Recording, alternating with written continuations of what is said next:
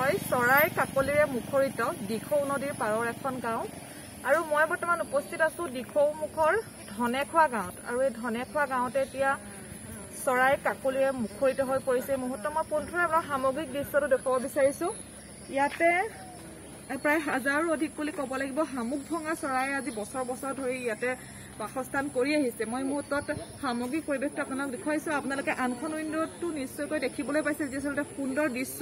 এই কভিসৃষ্ট পৰিৱেশৰ মাজত আচলতে প্ৰকৃতিৰ যিসমূহ নিয়ম সেই নিয়মসমূহ যে এতিয়া অৱধাৰিতভাৱে চলি আছে আৰু তাত সুন্দৰ মাত্ৰাত আচলতে সুন্দৰ মাত্ৰা প্ৰদান কৰিছে বুলি ক'ব লাগিব এই মুহূৰ্তত। আৰু এই শামুক ভঙা চৰাইৰ দৃশ্য এই দৃশ্যত কিন্তু অৰিহণা যোগাইছে দিখৌমুখৰ এজন যুৱকে।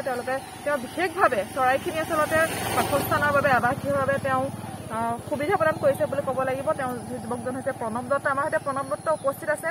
মই তেওঁৰ সৈতে কথা পাতিবলৈ যত্ন কৰিম, কিন্তু আপোনালোকক এই সুন্দৰ দৃশ্যটো দেখুৱাইছো। এই দৃশ্য হ'ল দিখৌমুখৰ ধনেখোৱা গাঁৱৰ চৰাই কাকলিৰে এই মুহূৰ্তত মুখৰিত এইখন গাঁও। মই আপোনাক অকণ ওচৰলৈ মাতিছো।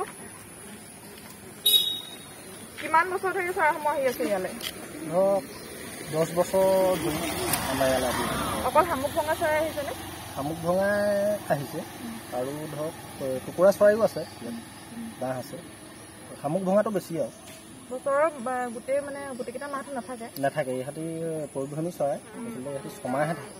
এইখিনি কেতিয়াৰ পৰা আহিছে এতিয়া? ধৰক আপোনাৰ জুন মাহৰ লাষ্টত আহিছে। এইখিনি কেতিয়ালৈকে থাকিব? নৱেম্বৰ ডিচেম্বৰত যাবগৈ।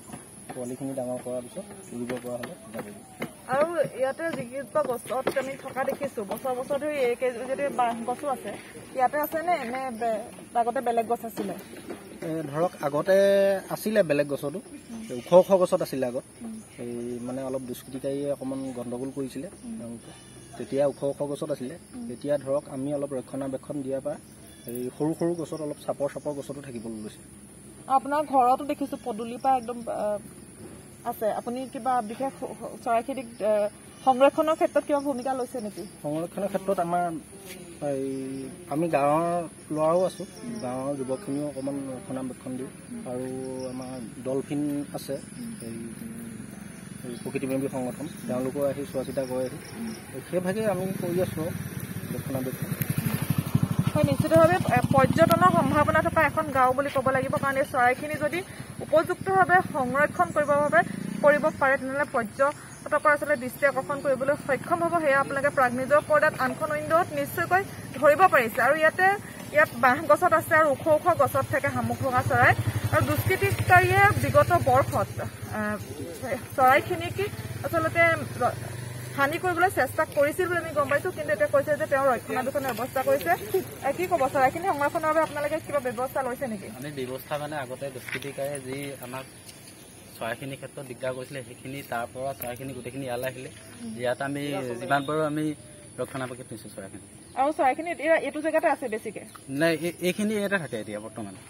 তাত আগত দুষ্কৃতিকাৰীৰ পৰা এইখিনি গোটেইখিনি ইয়ালৈ গুচি আহিলে। এতিয়া তালৈ নোযোৱা হ'ল? সেই নিশ্চিতভাৱে গাঁওখনৰ এতিয়া অন্য স্থানত নাই আৰু বেলেগ স্থানত নাই বুলি কৈছে এই শামুক ভঙা চৰাইবিধ। আৰু ইয়াতে আছে বুলি কৈছে। আচলতে যিখিনি সংৰক্ষণৰ ক্ষেত্ৰত যেনেধৰণে গুৰুত্ব প্ৰদান কৰিব লাগিছিলে সেই গুৰুত্ব কিন্তু এতিয়ালৈকে প্ৰদান কৰা হোৱা নাই। তেওঁলোকে ডলফিন নামৰ এটা সংগঠনৰ কথা কৈছে আৰু প্ৰণৱ দত্ত তেওঁ বিশেষকৈ এই ক্ষেত্ৰত বিশেষ ভূমিকা গ্ৰহণ কৰিছে। আৰু এইদৰে এতিয়া দিখৌমুখৰ ধনেখোৱা গাঁৱত এইদৰে এতিয়া শামুক ভঙা চৰাই কাকলিত এই মুহূৰ্ত মুখৰিত হৈ পৰিছে।